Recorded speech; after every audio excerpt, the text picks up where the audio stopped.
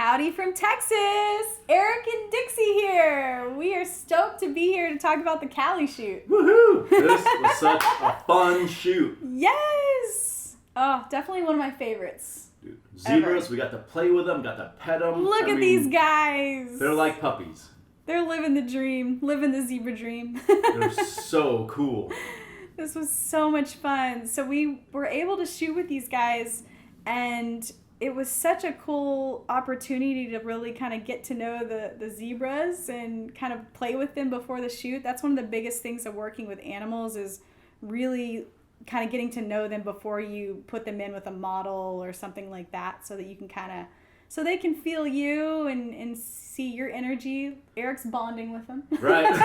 And then you started bonding with them. Yes. It's so important not just to be with the animals, but actually to put a camera to them. I know some animals, Yes. they don't see your face, they freak out a little bit. So They do. we're able to get you in there for what, maybe 10, 15 minutes, and you were able to, get close enough to get them to feel comfortable. Yeah. And they loved you because they kept playing with you, and it was so cool. They were just super chill. But the Nikon Z series, it's so quiet that it's almost like I don't even have a camera. I mean, they don't even know. They can't even hear anything. Look, he's posing for you. He totally was. These zebras were fashion models, essentially. Yeah, they were so cool to work with because we didn't know what was gonna happen with these animals because it was the first time that they had the photo shoot. Right, exactly.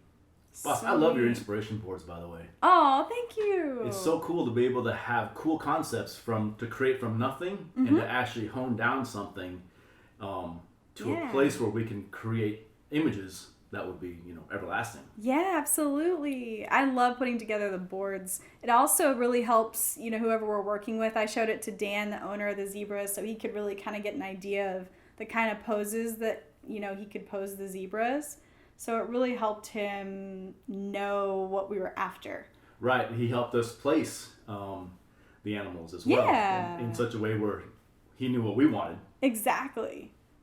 And what a cool location. Man, Callie's just a rock star. She's such a pro. I love working with Callie. She so natural. is such a natural model. But for this shoot, more importantly, she was a natural with animals. She worked with horses all the time. So she understood how an animal could react. So she really was calm. And also she brought a sense of calmness to the animal. So you can tell when the zebras went to her, they were calm. They were. So it's so important, but it was so cool to watch her and to see her interact. Because animals and kids really tend to mirror your energy. So if you go into the shoot extremely stressed and freaked out, then the animal's gonna mirror that. Right, they can feel it. They can feel that. And then we can also see it on camera. So it's so important to have someone that's able to really take charge, but also be calm. Right. Very true. It's like a dance. Right. And then you saw the animals in the background walking down the driveway. So we wanted to first get Callie warmed up. Not necessarily, I guess, get Callie warmed up, but we wanted the animals to understand and also see what we're doing. Right. So as they walked on set, they could kind of know what to expect. Yeah. So we didn't want to surprise them by all of a sudden showing up with 6 or 7 people, having a lowest board, a camera, and everything. We want them kind of get comfortable with the atmosphere. Exactly. And then just shooting some of Callie too. I mean, it's always good to sort of get a little warm up in there anyways. Yeah. Like the model and the zebra. Yeah, exactly. First shot always takes a few minutes to get warmed up to, I guess, for the whole crew anyway. Yeah, and you got your Lowe's board going on. Yeah, I love this thing. It's actually a RMAX board. I get it from Lowe's or Home Depot. Yeah. And I spray painted that top part white. It took like 6 or 7 coats of spray paint. Wow. But I just wanted to get a little bit underneath the hat. This is one of the only times I ever fill from underneath. And it's really to just push a little bit of light. I don't want anything hard enough where you can see a shadow going up her face. I always want to avoid that because this is not a horror flick. No, when you shoot a horror flick, you do want lights coming from underneath. But this time, I really wanted to just get a little pop for underneath the hat to really fill in the eyes a little bit. Yeah, and it really helped. I mean, there's a huge difference when you don't use that when you've got the hat because it just shadows the eyes. Exactly. The only time you can get away with that's probably at the beach where the sun has enough to punch from the sand to go back in, or snow, I guess. Yeah. But that's a very good point. It's like a natural reflector. Yeah. That's and nice. Then, yep. Here comes first Zebra. Time on set. So cool. Pretty. We were all just, when the animals are on set, it's just such a cool experience because they just bring a certain energy. I mean, look at him wagging his tail. Yeah. I love that he's eating grass here because in their normal field that they live in, they have a certain kind of grass, and this was a different kind of grass, so they try to keep eating this kind of grass. It was really funny. They were excited. And if you saw Callie, she just stepped forward a little bit more to get not only the animal to stop eating, but to maybe look up. Yes. So she's such a pro at that. She is. So she knows how to get the animal away from the grass, but also to get him ready to pose. It was so cool. Exactly. And without making it uncomfortable, it was really. You can see how the zebra kept trying to eat. So funny. He was hungry, and it was actually sort of a beautiful day to shoot because the sunlight kept going in clouds, and we're kind of in shade here to avoid that speckled light. Right. Which is really nice. You get a nice clear look. Yeah, and we got lucky. Since she's wearing a hat, and since the shot, we knew a lot of these were going to be black and white. The speckled light wasn't that big of a deal. We rarely ever want speckled light on someone's face. It just never looks great for at least fashion or glamour or beauty. But this totally helped. It just tends to look too busy. Yeah, it especially with all the weird. Stripes. And it's nearly impossible to Photoshop because you have to completely recreate, and it's just really difficult. But today it worked out great. Yeah. You can see that she's not necessarily forcing the animal. She's kind of talking to him a little bit, trying to warm him up. Because, I mean, nobody likes to be, drug around. So exactly, yeah. I mean, you definitely want to treat the animal with so much respect, and that's just a big part of it. These animals are so spoiled in such the best way. Exactly. I mean, they take such amazing care of these animals. They're all orphans. And they've kind of adopted them and brought them up, and now they get to live the zebra dream life. Yep. So awesome. They're really so cool. It's funny with animals. Generally, if all else fails, you're motivated by food. So we can exactly. Little treats I know someone ready to go. I know someone else who's motivated by food. Yeah, besides me. Yes, for sure. Gotta have the food on set. I totally understand. Eric Bear can relate. It's cool because Callie understands that we needed them in a certain position, but she knows not to try to get the animal in a certain position and then try to force the butt one way or the other. Yes. She knew that to get in that right spot, she had to walk the animal all the way around. Exactly. And it was such a pleasure because we didn't have to tell her. She just did it. She did. She knocked it out every time. She got the exact spot and was able to get the zebra ready to go, as well as get the ears up, which was really surprising because when you shoot horses, you always want the ears up. Yes. And the cool thing is when we were on, almost every time the ears were up because she somehow scratched them or something. It was perfect. Yes, she's really good at that. Yeah.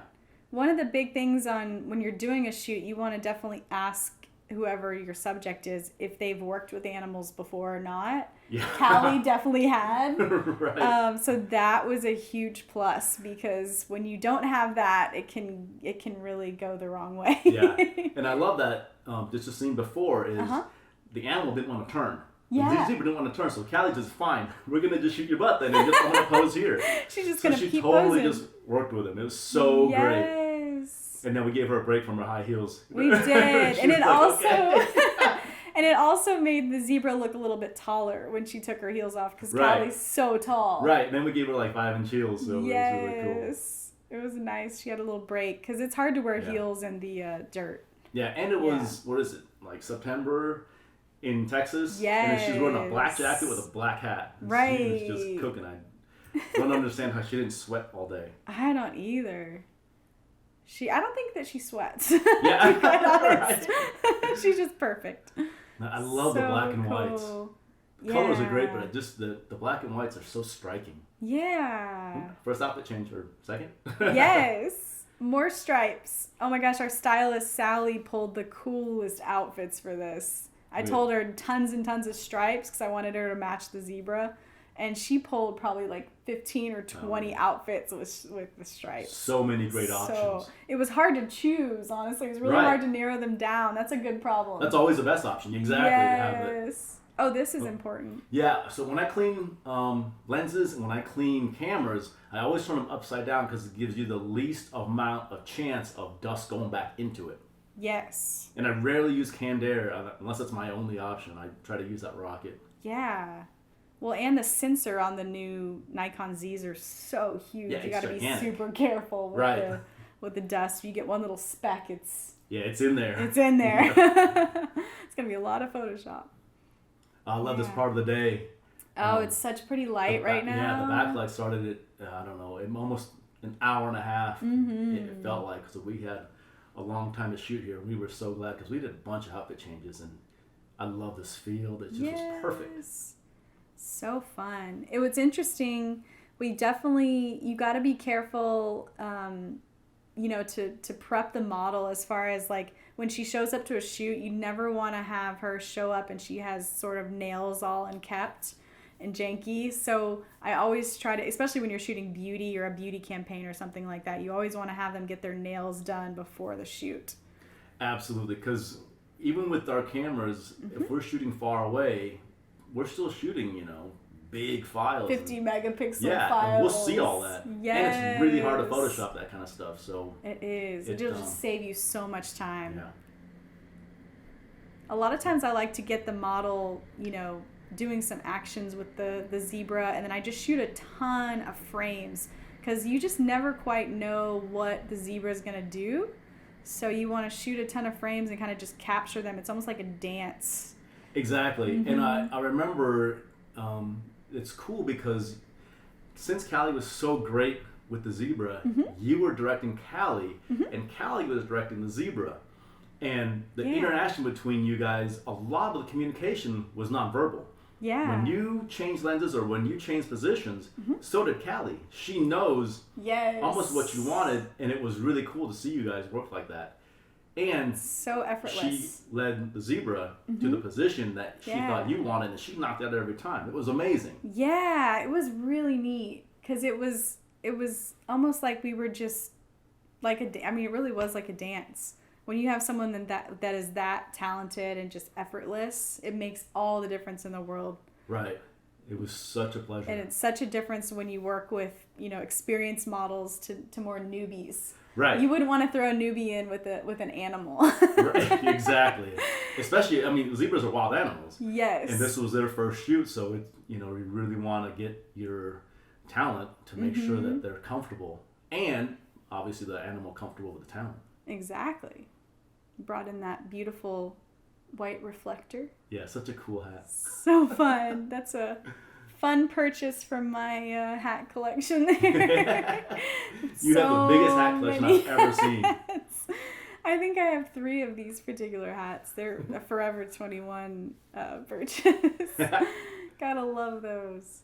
Look at your peephole. Right. People make fun of it. I make fun of it. I think it's awesome. So it's useful. Brilliant. It's so. Otherwise, I can't see. Exactly. It's brilliant.